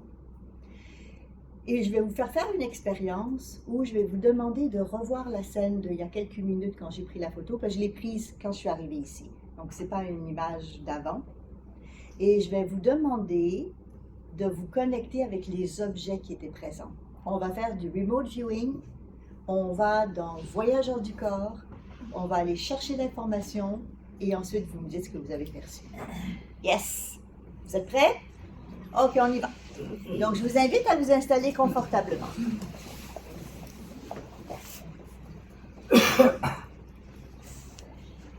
Et de vous reconnecter comme tout à l'heure, c'est-à-dire par la respiration, par exemple. Et là, c'est plus facile parce que c'est déjà ouvert. Donc, de demander à votre être intérieur de vous autoriser, si c'est bon pour vous, et votre santé physique, mentale, énergétique, d'imaginer, c'est une imagination, que votre corps énergétique, un peu comme vous avez constaté tout à l'heure, votre double de vous, va flotter, sortir de votre corps, mais rester dans la salle. Donc, je vous demande de ne pas aller plus loin, on reste tout le monde ici. Je n'irai pas vous chercher à la plage, on reste ici. Imaginez que vous sortez de votre corps, que vous flottez, et que vous allez porter votre attention vers l'intérieur de la salle. Mais l'intérieur de la salle, à 18h30, on recule dans le passé. Dans les champs énergétiques, on retourne 18h30. Vous savez, la conférence a commencé à 19h30. On recule 18h30 aujourd'hui. Concentrez votre attention vers l'avant. Vers l'avant, il y a l'écran, il y a une table. Sur la table, j'ai un portable qui est installé, sur lequel est projeté le diaporama.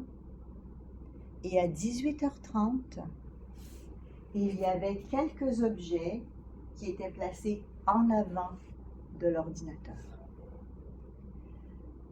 Demandez les formes, les couleurs, laissez aller vos perceptions. Quels étaient ces objets que votre conscience peut retourner dans le temps et vous donner l'information maintenant?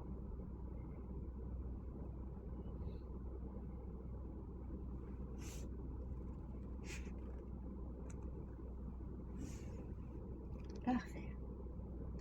Ça n'a pas besoin d'être très long. Je vous invite à revenir avec nous. Et est-ce qu'il y a quelques personnes qui aimeraient nous dire, et après je vous montrerai la photo, ça va? Donc, qui voudrait nous dire ce que vous avez perçu? Faites un petit geste quand vous êtes prêts. Est-ce que vous avez vu une couleur? Oui, vas-y. J'avais quelque chose de noir. Quelque chose de noir, parfait. Est-ce que tu as vu une forme en particulier? C'est assez plat. Assez plat. Ok, parfait. Quelqu'un d'autre? Qu'est-ce que vous avez perçu? Oui. Moi, j'ai vu une balle de couleurs, avec plein de couleurs aussi. Une balle avec des couleurs. Ok, parfait. Parfait. Quoi d'autre? Oui. J'ai vu une bouteille d'eau et un stylo avec un capuchon rouge. Parfait. Une bouteille d'eau et un stylo avec un capuchon rouge. Parfait. Quoi d'autre? Une télécommande? Une télécommande. Ok, parfait. Quoi d'autre? Un livre. Un livre. Ok, excellent. Excellent. Vous avez le droit de vous tromper, hein? C'est un jeu. Prenez ça comme un jeu. C'est pas grave. Pas grave. Est-ce que vous avez perçu des formes, peut-être? Certains des formes? Carré, plus carré. Suspense? Bon, évidemment, j'ai été rapide. Je le sais d'avance. OK? Il faut prendre un peu de temps pour vous habituer à faire l'exercice, mais je veux juste que vous sachiez que votre conscience a la capacité de reculer dans le temps et dans le futur. Mais là, on parlait du passé. Et aussi d'aller chercher quelque chose qui est placé dans l'énergie, puisque c'est une mémoire. Et que nous, en tant qu'humains, on peut se connecter aux mémoires des lieux physiques, les mémoires de nos ancêtres, de ce qu'ils ont vécu. On appelle ça les annales akashiques. Ouais. Donc, vous avez cette capacité de vous connecter à ça. Donc, qu'est-ce qui était là à 18h30, avant? Je n'ai pas pris les photos de tout ce que j'y ai mis avant, après et pendant. Donc, il y a des choses, des fois, que vous avez dit que ce n'était pas là, mais que je me souviens que c'était présent, mais pas à la même heure. Voici ce qui était là.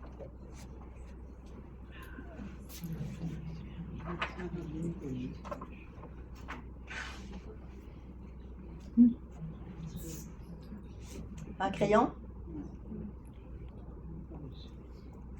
Mon rouge à lèvres? La forme peut-être? Et mon collier.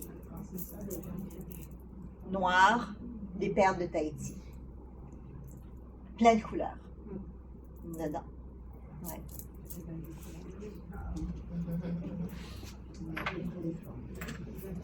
J'espère que ça vous donne envie de le repratiquer. Vous savez que ça peut être des jeux de famille, hein, que vous faites entre vous. Vous placez quelque chose, vous prenez une photo et après, vous dites qu'est-ce qui était là à telle heure. Sincèrement. Ou vous le faites pour de vrai, à l'heure exacte, mais vous leur dites de ne pas regarder directement dessus, mais d'arriver avec le dos, de dos. Et là, il faut qu'ils disent qu'est-ce qu'ils perçoivent. Ça va? C'est des jeux à faire, mais ça développe les perceptions. Et plus vous faites ces choses-là, plus vous allez raffiner vos perceptions. Comme lire dans un livre qui est fermé, comme faire de la bicyclette, les yeux bandés aussi, comme voir des couleurs sans nécessairement les regarder. Et ça existe. Et ça existe. Donc, je vais conclure par la médiumnité, pas le moindre sujet, dans les facultés humaines. Combien d'entre vous, vous avez perdu un être cher et que vous avez rêvé à lui à un moment donné, après son décès? C'est ce que je pensais. Regardez autour là. On appelle ça votre faculté psychique. En fait, ce qui se passe, c'est que les défunts, la plupart du temps, ils ont envie de communiquer avec vous. Mais nous, en tant qu'humains, si on ne sait pas comment faire ou qu'on a peur, on va le bloquer. Donc, ils font quoi? Ben, ils viennent pendant que vous dormez. Et ils viennent quand? Ben, dans vos rêves, parce que vous n'avez pas peur. Et ils font quoi comme message? Ben, ils vous disent qu'ils sont vivants. Ils vous montrent quand ils allaient bien, quand ils sont vivants, quand ça va pour eux. Parce que la plupart du temps, ils veulent vous dire quoi? Arrête de pleurer. Je suis toujours là. Je suis toujours vivant. Je suis quelque part. Je suis de l'autre côté. Donc, les défunts communiquent déjà avec vous. C'est pas nouveau, ça existe. Des fois, vous avez des signes. Vous savez, avant de mourir, vous dites « Ah, quand tu seras de l'autre côté, fais-moi un signe. » Et vous vous entendez sur un signe, du genre un papillon.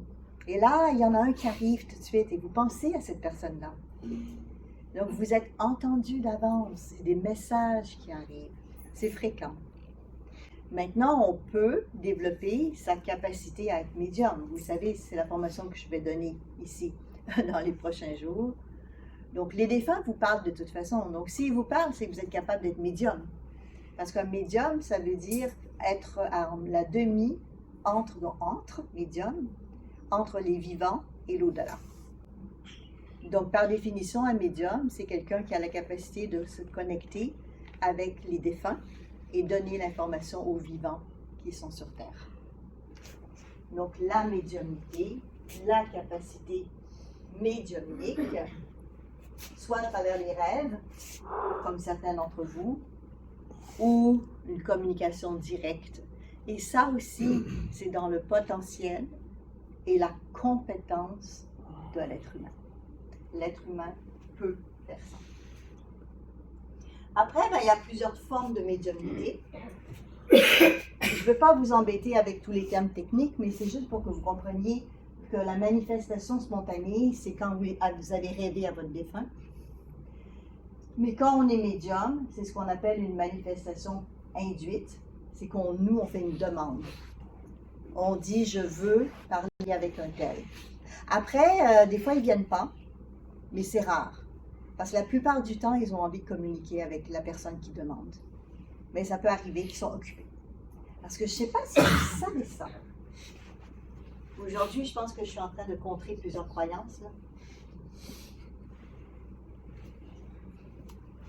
On peut contacter les animaux aussi, hein? Les défunts, c'est aussi les animaux, c'est les vivants, tout ce qui est vivant. Est-ce que vous saviez qu'on a le droit de communiquer avec un défunt? La raison pour laquelle je vous dis ça comme ça, c'est que j'entends souvent qu'il ne faut pas les déranger.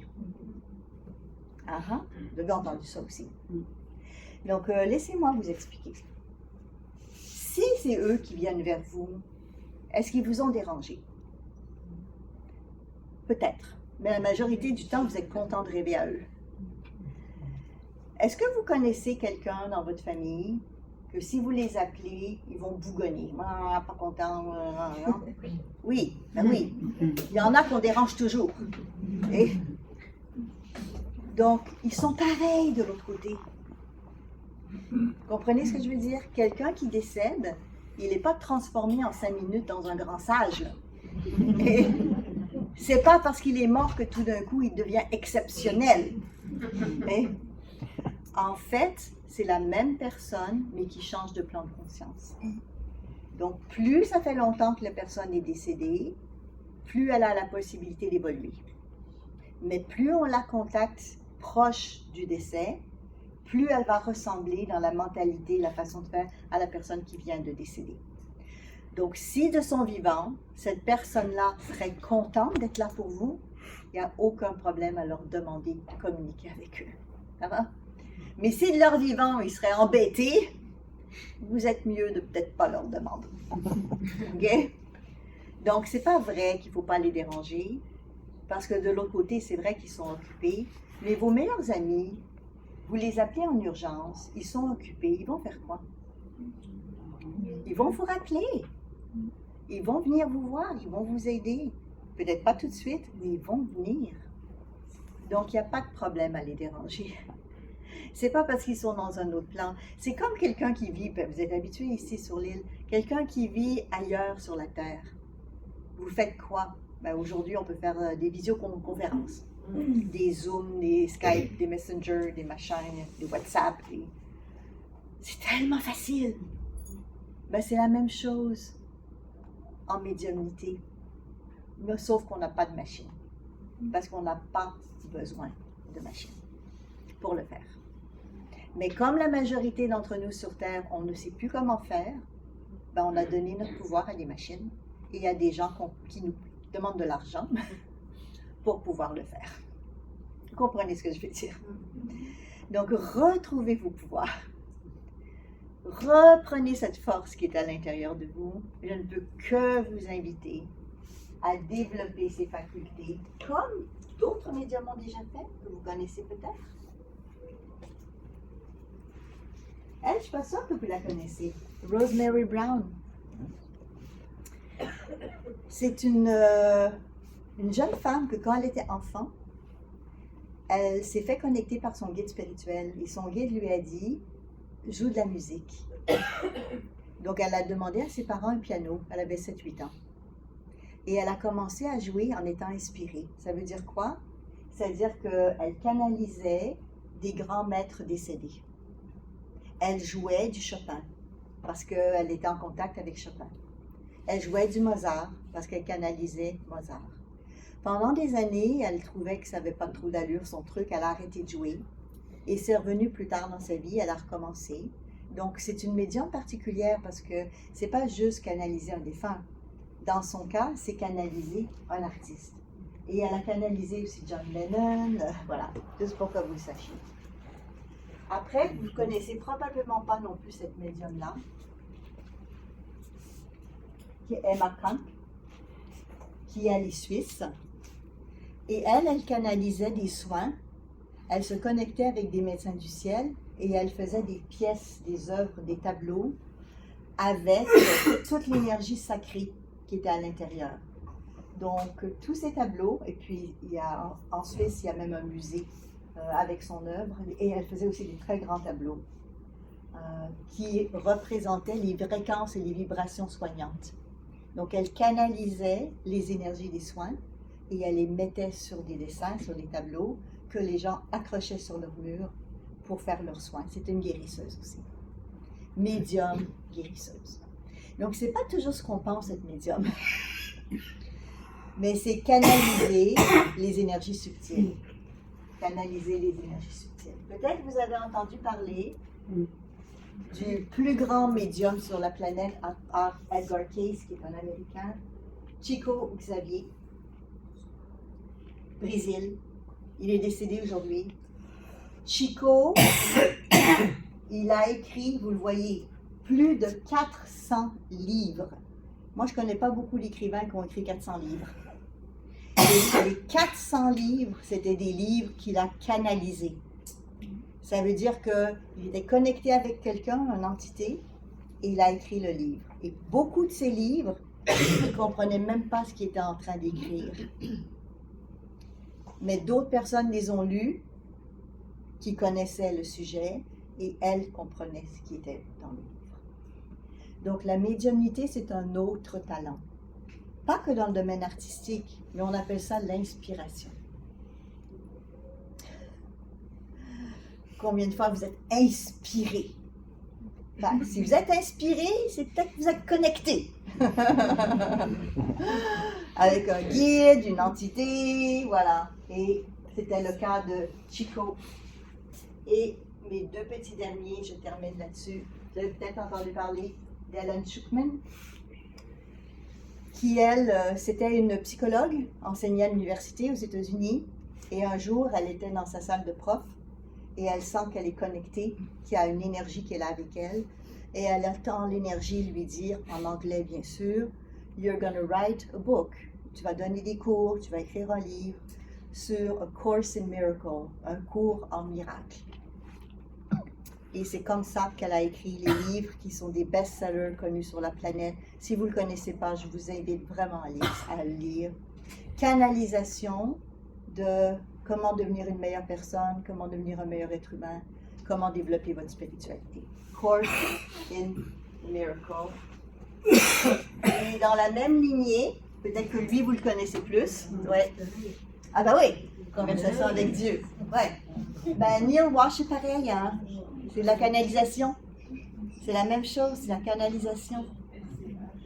Donc, je conclus aujourd'hui en disant que vous avez tous le potentiel. Donc, s'il y avait, peut-être pas tout le monde bien sûr, mais une ou deux personnes, et pas trop parce que j'ai déjà dépassé de 5 minutes notre heure prévue, mais s'il y a une ou deux personnes qui auraient des questions, commentaires, questions par rapport à aujourd'hui? Oui, vas-y. Une question, est-ce que la prémonition, ça fait partie de quelque chose de la médiumnité? alors, est-ce que la prémonition, moi je l'avais, hein? Est-ce que la prémonition fait partie des facultés psychiques? Oui. Oui. Mais on parle de futur possible. Donc ça veut dire qu'on ne parlerait pas qu'il n'y a que ça. On dirait que c'est une possibilité. Si tu continues à évoluer dans ce sens-là, voici ce qui devrait arriver. Et, pardon, juste, je continue la question. Oui. Et si, imaginons, c'est sur des faits qui ont lieu c'est des Oui. choses qui ont lieu quelques heures. Oui, alors oui, donc des fois c'est ce qu'on appelle aussi un déjà-vu. Ça arrive puis on se dit « Oh, mais je le savais déjà ». Quand c'est très proche de la réalité, mais des fois, ça peut être de l'information sur dans 1 an, 2 ans, 10 ans, 20 ans. Des fois, ça peut être très loin. Et en plus, tu n'as pas posé ta question, mais je vais vous le dire.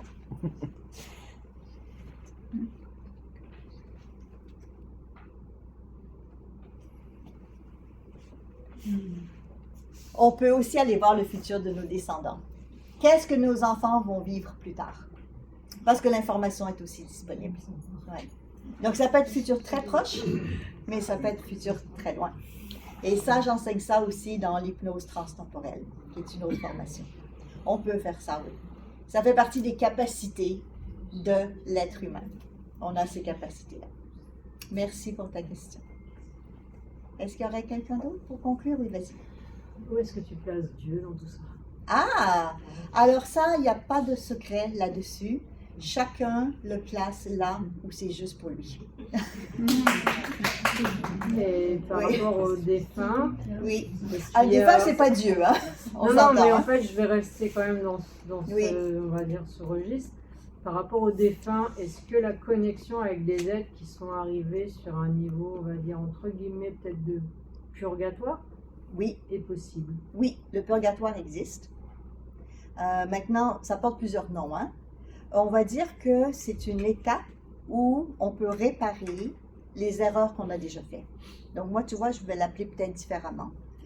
Mais de l'autre côté, quand on arrive, il y a des fois, exemple, au décès, dans les jours qui suivent, selon les traditions, et là je parle des traditions religieuses et spirituelles, il y a une période de 1 à 3 ans après le décès où on est encore entre deux, pas complètement entièrement dans la lumière, mais dans les entre-deux mondes, où on est en train de se purifier, de se nettoyer.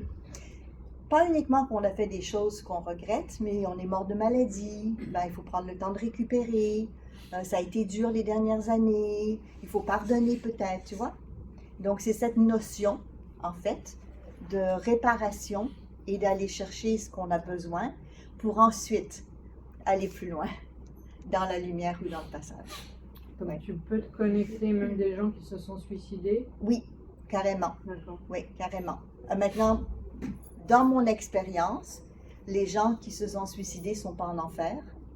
Ils sont tout simplement dans une expérience particulière et on va se connecter avec eux pour leur demander comment ça se passe pour eux. Parce que c'est aussi pour les vivants. Il faut dire que la connexion des fins, ce n'est pas juste pour les décédés. Hein. On a besoin de comprendre, surtout dans ce genre de situation-là. Qu'est-ce qui s'est passé, comment ils vont, qu'est-ce qui se passe pour eux. D'ailleurs, c'est une des choses que j'aime beaucoup, moi, de connexion avec les défunts, c'est pour comprendre, pour que nous, on comprenne. Puis après, aussi savoir qu'ils peuvent communiquer avec nous, Léa. J'aimerais juste ajouter sur le suicide, parce que c'est une question un peu qui tient à cœur. Oui. Tu disais, on peut les contacter, mais ils peuvent nous contacter aussi, Oui, même s'ils se sont suicidés. oui, exactement, exactement. Donc, sachez que Léa et moi, on a fait des conférences qui sont gratuites dans les réseaux, où on parle de certains sujets, et que j'ai aussi un podcast qui est gratuit, qui est sur Spotify et qui est aussi sur YouTube, où je parle de ces sujets-là. Donc, si vous êtes intéressé, ou vous m'écrivez, et si j'en ai pas encore parlé, j'en parlerai des différents sujets, oui. Vous avez parlé de communication avec les défunts, Oui. les défunts, Oui. mais est-ce que c'est possible qu'on puisse avoir des signes d'un défunt qu'on ne connaît pas? Oui, absolument. C'est assez fréquent si vous avez je dirais, un talent naturel de médium qui viennent vous voir pour passer des messages aux autres. Oui. Après, il faut savoir quoi faire dans des cas comme ça parce que ça peut être très envahissant. Donc, je ne vous encourage pas à accepter tous les messages et les demandes que vous avez de l'autre côté. C'est comme si tous les voisins de votre communauté venaient vous voir pour vous demander de faire quelque chose. Et à un moment donné, il faut mettre un cadre. Mais oui, vous pouvez être en contact avec des défunts que vous ne connaissez pas. La plupart du temps, par contre, ceux qui viennent vers vous, c'est des défunts que vous connaissez. Et oui, ça peut arriver que ce soit aussi des personnes qui se sont suicidées, des fois pour expliquer à leur famille ce qu'ils ont vécu, mais aussi pour leur dire qu'ils sont encore vivants et très souvent qu'ils veillent sur eux. Ouais. Donc, oui, vas-y, dernière avant que je termine. Alors, pour parler des défunts qui viennent nous voir, Les défunts qui viennent nous voir, oui. pour des gens proches, est-ce que les défunts entre eux, ils se voient ou, parce que moi, ça m'est arrivé, où une défunte vienne nous voir Oui. pour chercher une autre défunte. Oui, ça peut arriver. Alors, c'est un peu comme sur Terre, dans quel pays ils vivent. Parce que de l'autre côté, il y a plusieurs dimensions et il y a plusieurs lieux.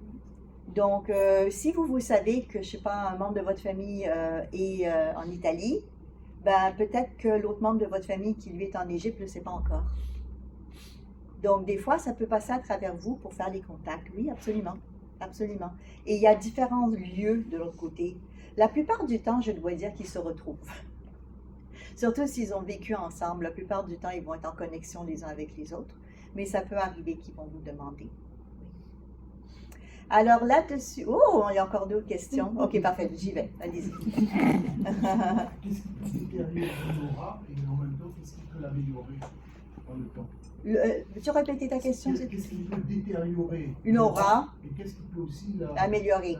Alors, l'aura, c'est notre corps énergétique. Donc, c'est un petit peu comme nous. Si on se fait taper dessus, ben, on aura des marques. Donc, le champ énergétique, il prend. Et s'il y a des attaques énergétiques, par exemple, si on a des pensées envahissantes, négatives, par exemple, c'est sûr que ça va affecter notre aura. Même ce qu'on mange physiquement, le corps physique a une influence sur nos corps énergétiques et non pas que l'inverse. Donc, il y a beaucoup de choses qui peuvent influencer le corps énergétique. Et pour le réparer, ben, habituellement, on va chez des énergéticiens parce qu'eux ont la sensibilité de percevoir les différentes énergies. Après, vous pouvez aussi aller voir quelqu'un qui fait une lecture d'aura, par exemple, parce qu'ils vont percevoir dans l'énergie qu'est-ce qu'il y a. Et évidemment, il y a des appareils qui existent aussi. Je vous avais parlé du docteur Korotkov, c'est un appareil qui existe où vous faites de la détection et où vous pouvez aussi avoir des éléments pour vous soigner. Et c'est médical. C'est médical. Donc, il y a plein de choses qu'on peut faire. Dernière question? Vas-y. Oui, j'ai juste une question sur les passeurs d'âme.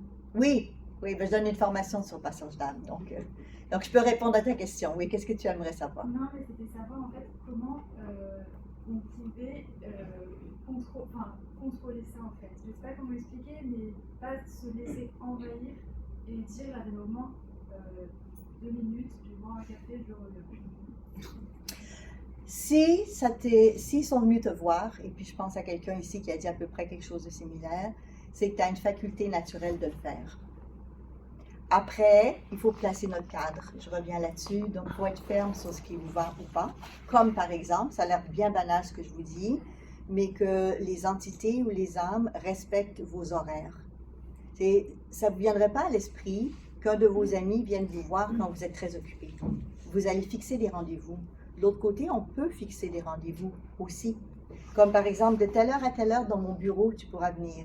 Dans ma chambre, pas du tout. Ni à la toilette, s'il te plaît. Mais c'est parce qu'ils peuvent. Comme n'importe qui, ils peuvent vous déranger, là. Si vous ne placez pas de distance ou de cadre, ils vont venir tout le temps. Donc, c'est à toi de déterminer tes limites et ce que tu veux. Et ils vont le respecter si tu mets des limites. Mais si tu n'en mets pas, ça va être un envahissement complet. Ça me fait plaisir. Donc là-dessus, belle fin de soirée à vous tous et à vous toutes. Et je n'hésite pas pour m'écrire.